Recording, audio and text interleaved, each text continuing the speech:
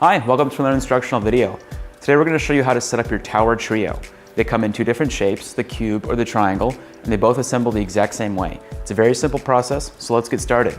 First, lay out all the individual coral pieces on a clean flat surface with the printed side face down. Connect all the pieces together utilizing the power tabs, and make those connections on all the corners.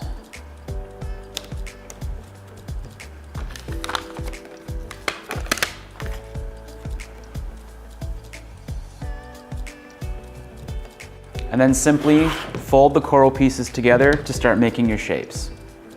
Now that all the coral pieces are together via the connectors, you can now start assembling the tower. Go ahead and place the first one on the floor with the slits at the top. The middle piece doesn't have any of the slits, and that will go in the middle. And then the final coral shape goes on the top. Again, lining up those slits.